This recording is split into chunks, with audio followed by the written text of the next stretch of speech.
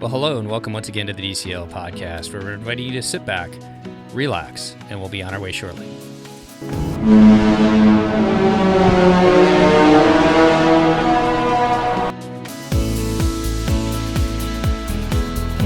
Well, welcome back to the DCL podcast, where we are helping you and your family cruise smarter. And I'd like to welcome to the show today, Christy Piddick of PackYourPixieDust.com. How are you doing today, Christy? I am well. How are you? Not too bad. And we are continuing our DCL 101 series. Today, we are going to be talking about where to stay before your Port Canaveral cruise. And I'm glad that I finally got a trip out of Port Canaveral so I can add to this. And I know that you sailed out of there many times. Yes, we have sailed out of there. Most of our Disney cruises have been, in fact, all of my Disney cruises have been out of Port Canaveral. And I believe one or two other cruises in general have been out of that port. Perfect. So you are our resident expert today, but I think this is going to be a really fun show. We're going to talk about where to stay, and in doing so, kind of a little bit about how to get to the port from each one of those places. But before we kick it off, there's been a little bit of news I think we wanted to talk about where Disney Cruise Line just signed a letter of agreement with Port Canaveral. Could you talk about that a little bit, Christy? Yeah, they signed a 20-year agreement to expand their operations in Port Canaveral, and basically there's a whole bunch of stuff involved, and it's with the local government. But the gist and the thing that matters to us is it has been stated that 2 of the 3 new ships will be cruising out of Port Canaveral. And I feel like then they said there will be 4 ships total cruising out of there. So that means 2 of the ships sort of like we have now, but we don't know which of those ships will also be cruising out of Port Canaveral. So 2 current ships plus 2 new ships will be permanently homed, at least for the next 20 years, out of Port Canaveral.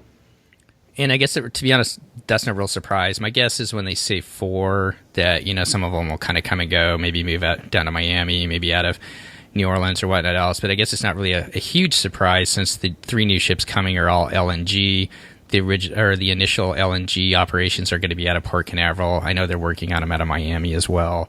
So my guess, and probably yours too, Christy, is the dream or the fantasy are going to be kicked down to Miami, which is why they have been redoing the port down there a little bit. And those new ships are going to be initially sailing out of Port Canaveral as they kind of work them into the system and work out the kinks with LNG. Yes, and for our listeners, the LNG is that natural gas instead of regular gas situation, in case people don't know about that yet. Yeah, liquid natural gas. And it's pretty extensive through the Baltic Sea. And so eventually, and this is a huge reason why they're going there, is because of kind of the pressures of some of the different regions where they are, you know, helping to cut down on the type of fuels that are used. I know the Baltic is very restrictive on the type of fuels that they use. The Magic has to use different fuels as they go into the Baltic each year, and LNG is pretty extensive throughout the Mediterranean as well, so it wouldn't surprise me at some point to maybe have one of those new ships go over there. Probably not right away, as like we talked about, they're going to work out the kinks. Yes. So, well, let's turn to our topic tonight, DCL 101. I love these shows, and we need to do some more of them, don't we? Yes, we do. Yeah. And I'm gonna keep badgering you until they actually make it into rotation. Yeah, yes, exactly. So today we're going to talk about cruising out of Port Canaveral and kind of where to stay and how to get to the port on your port day. So why don't we just, reiterate what we always talk about, flying in the day before, if you want to talk about that before we jump into the different locations that we're going to talk about today. Yeah, most people would recommend you fly in the day before, because no matter what time period your cruise is, weather could happen, or a circuit outage could happen, or any number of things. A cancellation could happen. You could miss your cruise. Obviously, there's more chance for that to happen in the winter when there's just more winter weather, but there are storms that make things delayed all year long. And there's other issues, like Southwest had systems that went down. Delta has had systems that have gone down because of computers. And as we continue to rely on computers, I think that's going to happen more and more. So the theory is that you fly in the day before your cruise, or a couple of days before your cruise, but before your cruise, so that you have less chance of missing your cruise.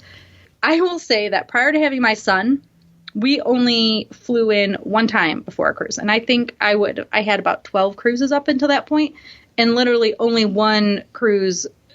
Well, unless I had something else happening, like I was running a Run Disney race and then getting on a cruise ship, which I did once. So we always flew in the day of, but we would take the first, and it was a risk we took, but we would take the first flight of the day. It was like at 6 a.m. and we would get to the airport as soon as possible. The problem nowadays, though, also is that there aren't as many seats on planes. Back in the day, if you missed your flight or something happened or there was cancellation, there were seats on more planes. Well, now these planes are all oversold. Not all of them, but most of them, right? And there's just less available seats. So you don't want to miss your cruise. You don't want to pay all this money and plan and miss your cruise. So the theory is that you fly in the day before at least so that you don't miss your cruise. And I would even go to say if you're driving there, from someplace, make sure you drive in the day before too, because traffic these days, you never know what's going to happen. I mean, it just seems like it gets crazier and crazier. And we don't drive to Walt Disney World or down to Orlando because we live too far away, being on the West Coast. But I've heard and when we lived back on the East Coast, the horror stories of driving, down along the Eastern Seaboard trying to get to Orlando. The last thing you'd want to be doing is, something happening with a backup on the freeways or something like that, slowing you down as well. That's true. So, well, let's talk about some of the different places to stay. And you first kind of hit off on, staying either at the airport or at the airport hotels. Yes. So this, I would say, is the easiest. I mean, the least amount of work possible is staying at the Hyatt, which is right at the Orlando International Airport. You literally are on the other side of security, go over to the side, and you get into the hotel. Have you ever stayed there? No, but just flying into and out of there all the time. And we've had several listeners come on, and I've got a couple of shout outs here in just a second. But we've had a couple of listeners coming out. I know they have like a nice pool deck too, so like you don't have to feel like you're stuck in your room or stuck at the airport. You can actually get outside. There's like a nice pool area too as well. Right. They have a pool. They have their own bar, and they have a restaurant as well, plus the pool that you mentioned, which is out on the roof. And so you can actually watch planes come and go. And oh my gosh, I love that so much. We have stayed there before, and it is pricier. So oftentimes the room rates are like $300 a night, sometimes more, sometimes less. But it couldn't be more convenient. Yeah, to be able to walk out of the gate there, pick up your baggage, and then just head right into the hotel there. That sounds perfect, especially like maybe if you're getting there later in the evening as well. Absolutely. We asked our Patreon group what their different routine is before their cruise and where they stayed. Steve, who commented on staying at the MCO Hyatt? Yeah, we actually had two people comment on it. Brian commented. He said, staying at the MCO Hyatt the night before and using Magical Express makes luggage transfer seamless. They take it from your room to the ship for you. Plus, being on the first or second bus from MCO means you get checked in ahead of the crowds because they let the first buses through the gates before they open up to the general public. And then Tim also wrote, we also stayed at the MCO Hyatt each time with Disney Transportation. That has always been for 3 or 2 people. Anymore, I'm not sure the cost is worth more than the convenience of using Magical Express. So what he's saying there is Magical Express costs something like $35. It just went up. So I think it's $35 a person. Depending on how many people are in your party, it starts to cost more than even getting a private SUV, or you could go up to a limo by the time you account for everybody in your party at $35 each way. But if you had just a few members in your party, you can take Magical Express. I did have clients that were a family of 5, and then, well, one of them was little, but they were a family of 5 plus the grandparents were there. They opted to take Magical Express so that their luggage would be transferred. The Hyatt has an agreement with Disney that you have to register when you get to the hotel to do it, but they will pick up your luggage and take it to the ship for you, which is kind of nice. So you like leave it in your room or outside your room or something like that, and the Hyatt people show up, take your luggage, and get it to the ship for you. Okay, so besides the Hyatt, which is exactly right at the airport itself, what about some of the other airport hotels or other hotels around the airport? We absolutely love the Marriott Lakeside.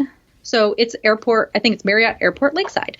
And there is a little lake at this Marriott. It is so calm there. It's like you're in another world. So we have stayed there several times. It's a quick, less than 5-minute trip. They have transportation that's included. And what we've actually done before is taken their free airport transportation to and from the airport. And then one time we did take Magical Express still. So we just came back to the airport and took Magical Express from there. Every chain and every brand of hotel is right there at the airport. So it's within 5-minute drive, and they all have airport shuttles. Yeah, well, this is where our crew hotel used to be, and so I'm just pulling up the map here right now. I mean, they've got a Holiday Inn, they've got Hilton, like you said, they've got Marriott, they got a DoubleTree, they've got Hampton. Really, they have a Residence Inn. Yeah, Embassy Suites. They've got everything under the sun that might fit your budget. It's kind of a cool area. There's a bunch of different restaurants nearby there that you can easily walk to, so you're not kind of stuck eating at the hotel if that's not what you want to do, which I spend enough time in hotels. I try not to eat in hotels too much. It's nice to get out. There is actually a movie theater there, which is really cool. So yeah, I'm trying to look and see. I can't find what it's called, but there is a movie theater in this kind of area which you could actually go to. It's got those, where you get the individual like Barco lounger chairs almost to sit in and watch shows. So there's actually kind of a few things to do around there. So it's not a bad place to go and stay if you're going to spend the day, if you're not going to Walt Disney World before you go on your cruise. It is super convenient. Do you remember, though, the last time we cruised out of there in September and you and I were texting, and I'm like, why aren't I at Walt Disney World? It killed me. Okay. So watch it. Yeah.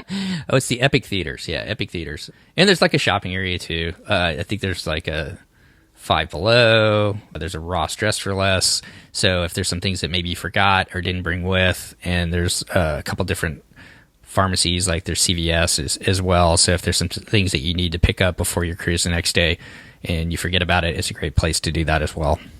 So is that all in that shopping center that's across the street from like that circle of all the hotels? Yeah. There's a great big huge shopping center. Easy walking distance between all of them. So easy to get out and about to all the different things that are available there. And like you said, convenient because you can just jump. All of them have airport shuttles, so you don't have to pay for that to get to your hotel. And then, so the next day, you can either take a Lyft, a rental car, which you could take a rental car for any of these options. So we'll just list that now. Basically, depending on whether you're picking up the rental car from the airport, which I think most people would, or from an off-site location.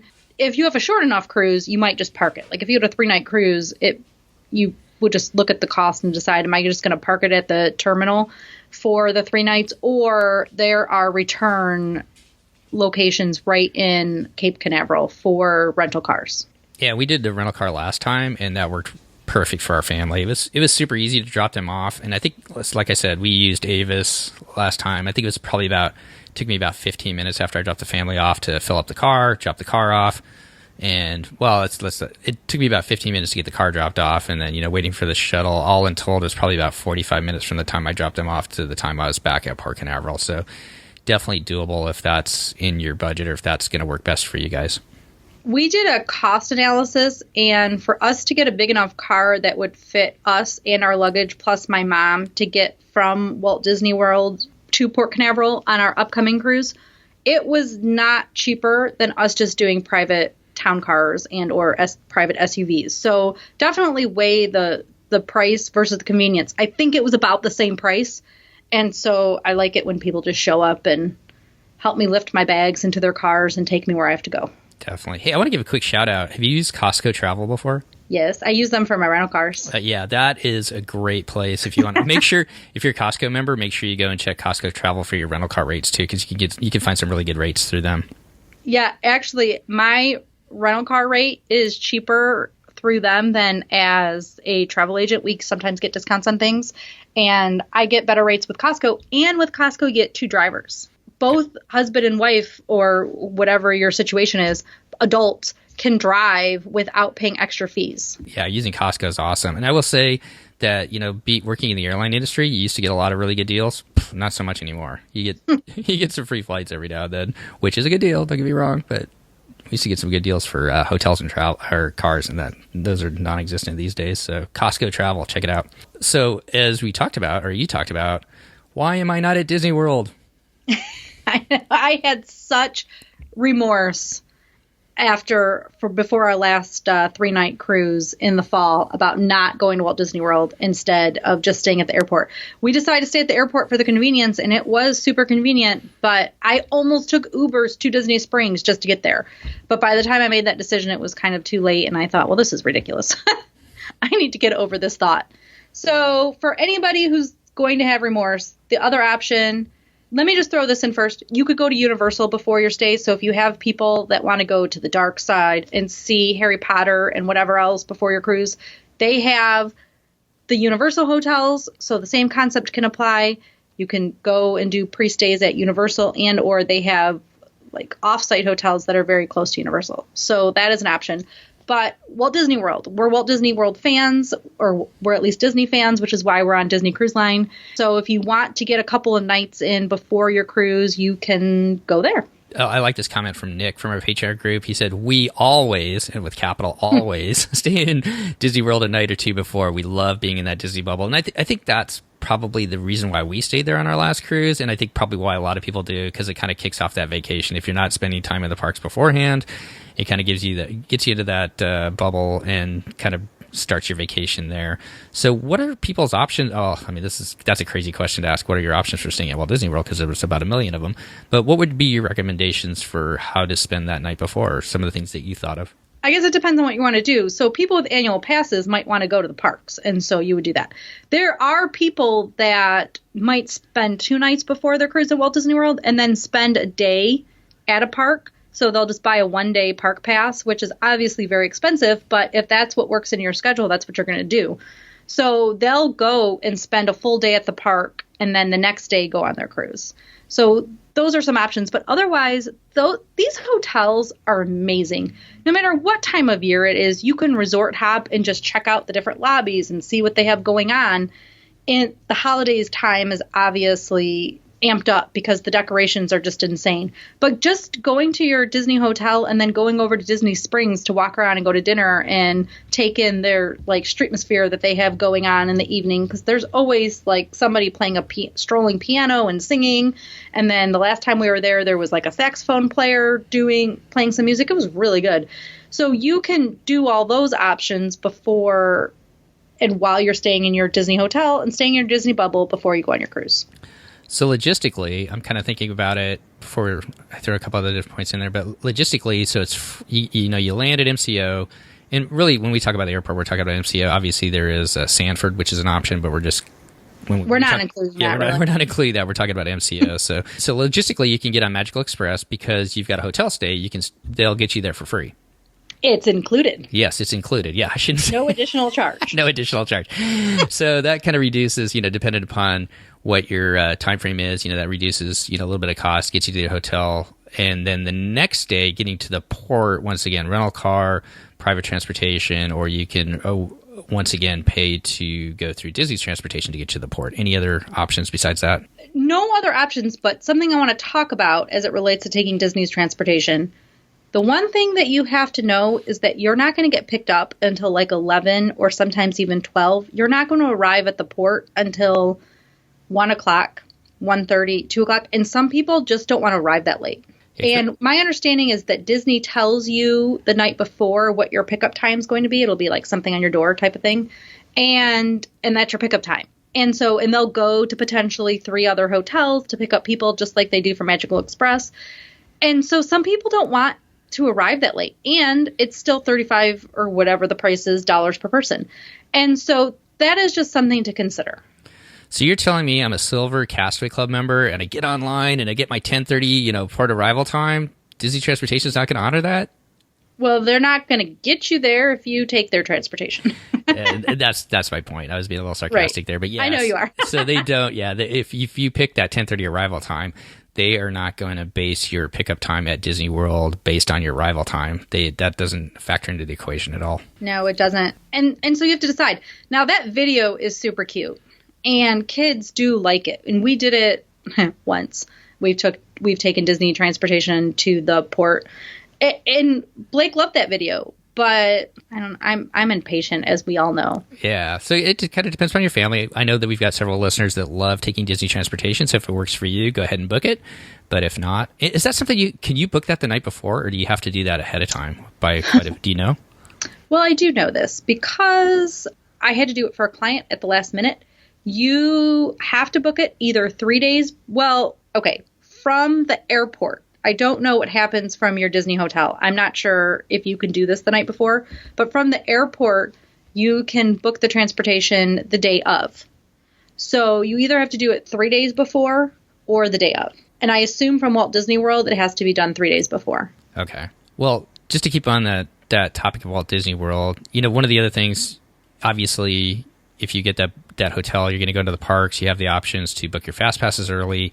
But one of the things that we utilized, because we were only there one night, we didn't want to spend the money to go into the parks, but we ended up booking our dining reservations 60 days out, right? Dining is 180. 180 days out. Okay, well, we booked it, I think, at 120, so we didn't quite hit the total mark that you can. But that's something to think about, too, as far as, being at that hotel. You can also get your dining reservations at someplace, if there's someplace you want to spend, kind of magical the night before you leave on your cruise. Geyser Point doesn't take reservations. They don't. Oh, my favorite place does not. And that's where we ended up having dinner that night, which was awesome. I loved it. But, so our plan, and I know we already talked about this, and actually, and I'm totally drawing a blank, who we just talked to recently that did the exact same thing basically was, we didn't want to spend 4 people for one day in the parks. We didn't get there till 3:00 in the afternoon. It just wasn't worth the cost. Although, the one thing that I would think about doing is if they had like the late night magic. Yes, for sure. Yeah, the late night magic, or if they had one of the Halloween parties or a Christmas party, I would actually possibly think about doing that the night before. That would be so fun. Yeah, we're coming from the West Coast, so we're going to be up anyways. So I think I would spend the money on that. But the one day in the park, at the time it was closing at 9. We would have had kind of limited amount of time. It wasn't really worth the test. But what we did do is we got over and rode the monorail around. We did some resort hopping like you were talking about. We went to Polynesian. My kids had never been there. We got to ride through the Contemporary. They thought that was so cool because they'd never seen that before.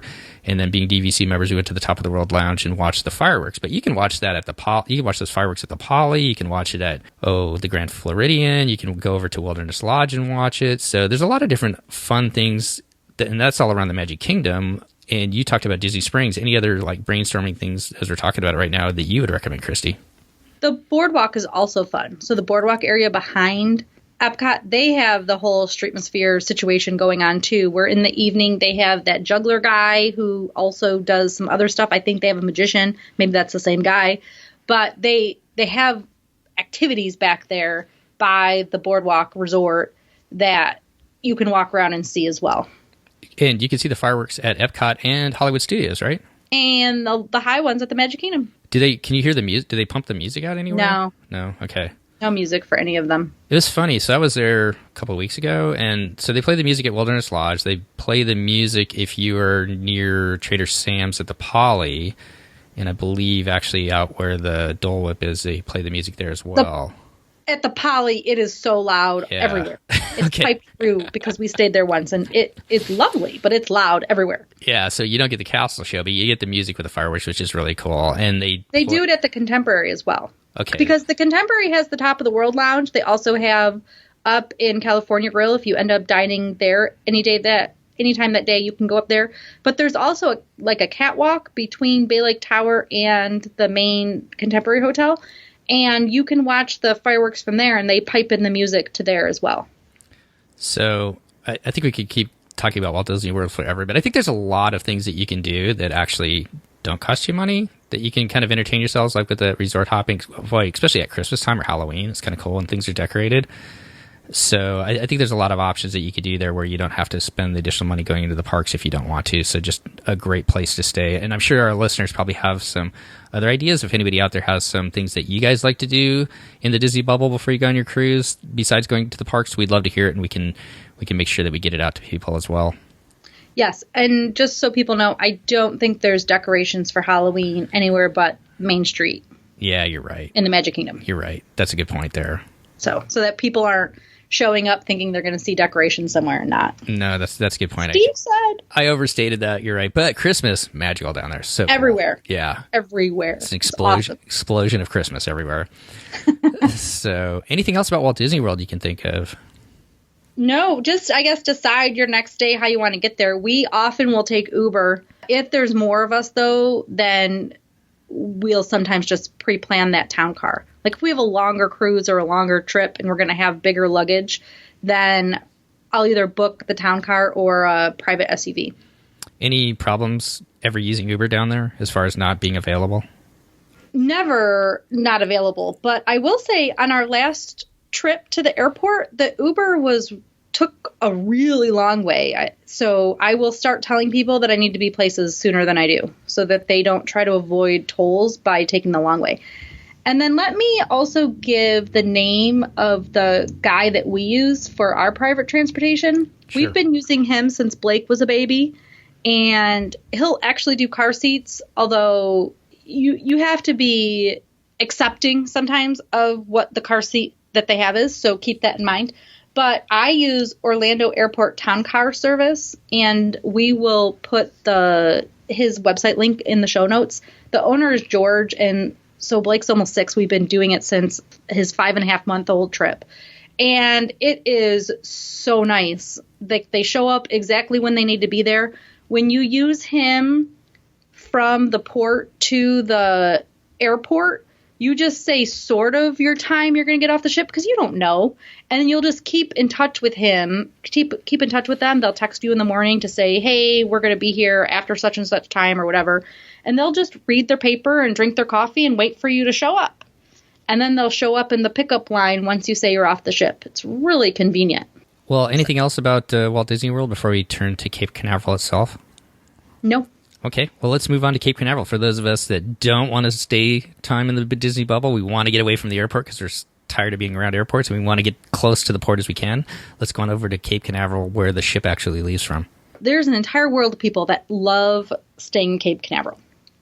I will say that I'll give my opinion in a few minutes, but it's about, the hotel area is about 20 minutes from the port, even 20 to 25 minutes. So from the airport to the port where you get on the ship is 45 minutes.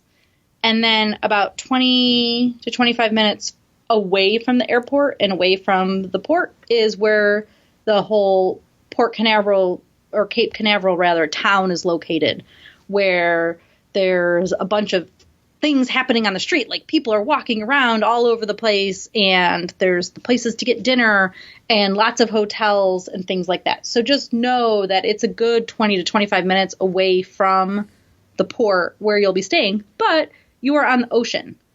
So you can actually go out. It's usually a few minute walk from your hotel for the beach access, but you can go out and you can go to the beach. So some people will even spend a few days there before the cruise. You know, as we were sailing out of Port Canaveral, I noticed that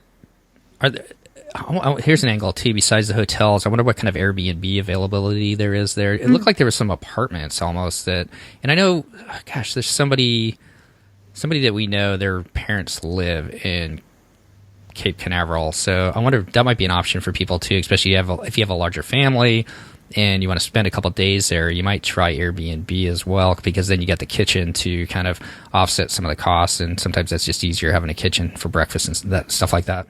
Yes, for sure. And I believe there's a residence in there. Okay.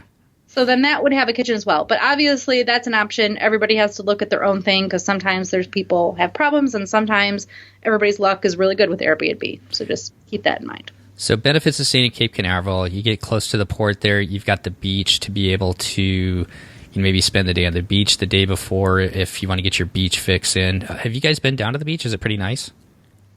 It is big. So...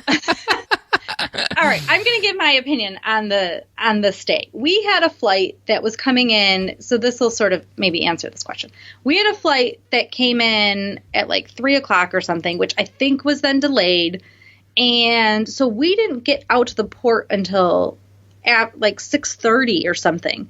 There were people everywhere, and so that was really like, it's a vibrant town, especially before a cruise. Like, it is busy and packed, and there's people everywhere. But you're just driving extra. Like, you're passing the port both times. So when you're coming from the airport and then you have to go back. So I didn't love it, but a lot of people really, really love it. And if I was going to have a whole day before and not just the morning before to spend at the beach, then I think I could get into it. I know actually there are people that do vacation out there because the Kennedy Space Center is there and things like that. So it is good for some people. For us, we stayed at the Courtyard, and to get to the beach, it was like maybe a 10-minute walk, because you had to walk through like these parking lots and things and then down this long path. So the beach area, I guess, is really wide. Is that how you describe it? Mm-hmm. So even all the beachfront properties are pretty far back. And there wasn't, at least at that time yet, like beach chairs for sale. So you'd have to bring your own like towels and things like that to sit on the beach. So the beach was really wide and it was long and big. And I think maybe my opinion was a little tainted by we just wanted to go and see it. And it was a bit involved to get there and sandy because, you know, it's a beach. But the walkway to even get to the beach is sandy. So you're just sandy everywhere. And that particular day was really hot. So I think some of those reasons tainted my experience a little bit. But I do know there are people that like to stay there every single time they cruise. Yeah, I remember the beach being pretty wide as we sailed out, kind of looking down at it. So if you're a beach person that floats your boat, per se, then that might be a great place to stay. But yeah, busy before. And remember that it's not just Disney Cruise Line that sails out of there. It's Carnival, Norwegian, Royal Caribbean. And so the night Royal has the Oasis class ship there now. Yeah, so what's that, 6,000 people or so, right? Yeah, insane. Cow. Yeah, so it could be a really busy place. So depending upon what your wants and needs are, kind of think about that ahead of time. We did have somebody, Emily from our Patreon group, reached out to us, and she said, we sailed out of Port Canaveral 9 years ago, and our hotel, the Radisson Resort at the port, at that time they offered free tickets to the Kennedy Space Center with a 2-night stay and provided a shuttle there. To this day, that trip to Kennedy Space Center is one of our family's favorite things we have ever done. Our kids love science and museums, so that should be a factor when someone decides it's for them. For us, it was perfect. And I guess I would just say, you know, listening to what people say about Kennedy Space Center, you need at the least a full day there. So the idea of flying in and, you know, going there in the afternoon or getting up and spending the morning there is probably maybe not worth the money. So if you're going to do that, it's an amazing place, but you probably need a full day to spend there at least. Yes. So kind of think about that. Well, let's talk about the logistics of actually getting to the port the next day. So if you have taken a shuttle to your hotel or you turned your rental car in, what are the options for actually getting to the port from some of these hotels, Christy? Well, they offer transportation. Oftentimes, they'll do it for like $10 a person.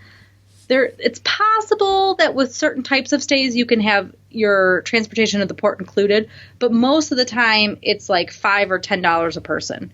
And the thing is, though, it's like we had a listener on who just described it a little bit as chaos. And that might be how sometimes I might describe it. It's depending on how big the hotel is and how many people they have going on. You're sort of taking a bus and then all of your luggage. It's not like the Disney bus where your luggage is just magically making it on the ship all on its own. You are still responsible for your luggage and getting it through to the porters. So they place the luggage. And they do this in the Fort Lauderdale airport hotels and Miami as well. So this is the same type of experience. If you take their transportation, this is how it goes. They put your luggage in like trailers that they have. So they have to pull all the people's luggage on, put all the people's luggage off. And sometimes it's a little bit of chaos, but you can usually do it for pretty cheap. The day that we went, we actually did take Uber. And this is the one time in Port Canaveral that we didn't have an Uber option.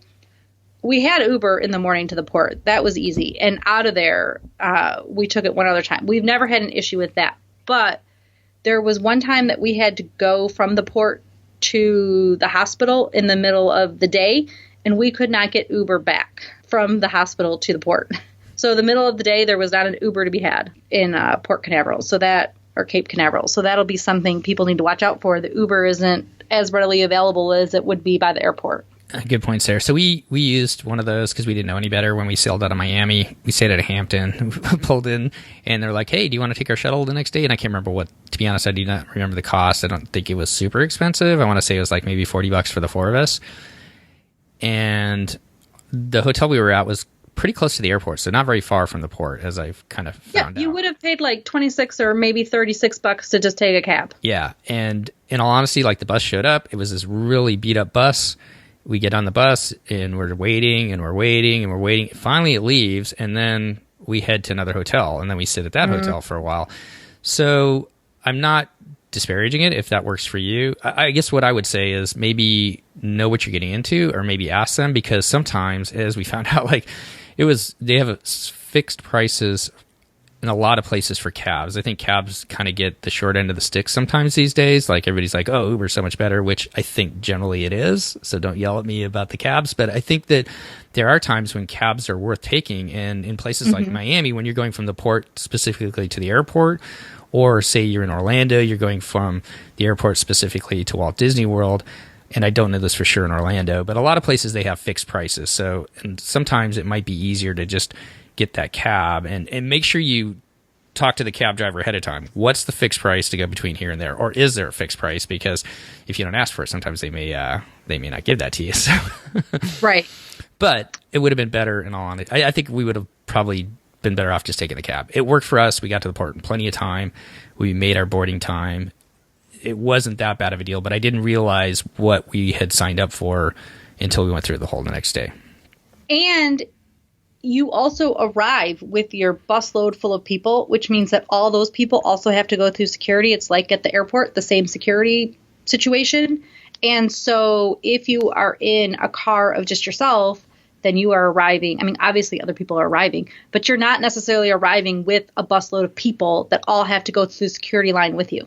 Yeah, and I mean, the last thing in our experience, we went to 2 different hotels, and then you've got Norwegian passengers, we had Royal Caribbean. Oh, yeah, so you had all different kinds of passengers going out of ships. Luckily, they went to the Magic first and dropped us off at Disney first, so we got off right away, so it was no big deal. But that's another option, too, where you could go to the different cruise lines first before you get over to your ship. Yeah, figure that out to see if they have it worked out to at least everybody going to the same ship. Yeah, I would just say, know what you're getting into, know what you're buying. We didn't ask, and it worked out for us, but know what you're buying. The last question I have, the minivans run to the airport. Can you take the minivans all the way out to Port Canaveral yet? I feel like you can, and I also think it's like $200. Yeah, and I'm sure it's super expensive, but that might be something looking into if you would rather use the minivan service. That might be an option as well. We'll get back to you on that.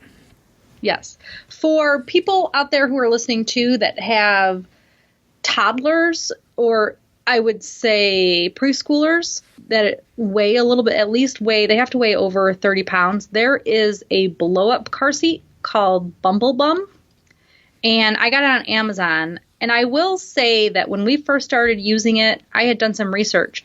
And what's interesting is Bumble Bum rates it for the exact same car seat in the United States differently than they do in Europe.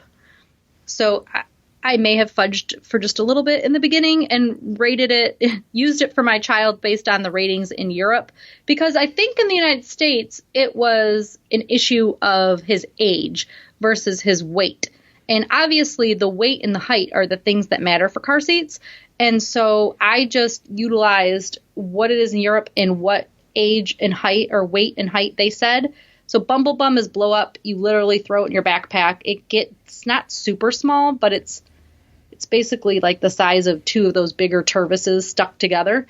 And so it's a booster seat that you can use for your kid if you want to use the private transportation while they're still little. Yeah, that's a good point. And that was probably part of the reason why we took the bus, because Alex, our youngest, was still in a car seat at that time. And, some cabs cabs generally, I think, have seats, don't they? Yes. Well, at Walt Disney World, only the van cabs have car seats. Yeah.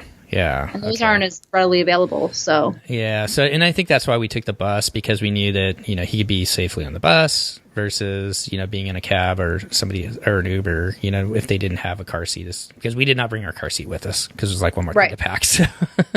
Uber in the Orlando area also has Uber Family, where you can pay $10 extra and have car seat. But they are forward-facing, typically, car seats. I don't know that any of them are infant, rear-facing car seats. And then when Blake was little, for the few times that we did take our own car seat with us if we needed it, there is a cart you can get. I mean, I buy everything on Amazon. So there's a cart you get from Amazon that you strap your car seat onto this cart. And then you can roll it through the airport pretty easily.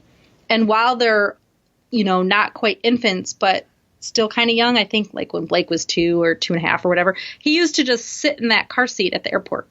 Like it was like a stroller. He could just sit there and scoot around the airport in it.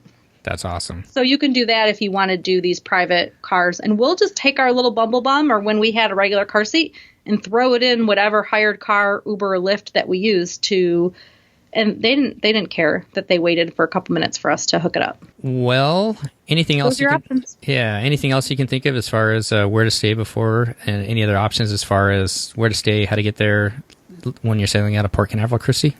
No, I mean, I think that's it. There's some people that might want to go to SeaWorld or some other places, and I think the same concepts that we've used for Walt Disney World would apply, except for the fact that you don't have Disney transportation.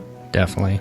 Well, I hope you've enjoyed our discussion on where to stay before your Port Canaveral cruise. As we get out of here today, Christy, I'd like to remind everybody, if you would like to be support the show, we have a Patreon site. You can go over to patreon.com/DCL podcast and find out more information there. And I want to really thank everybody who reached out and offered your thoughts so we could share it with our listeners today.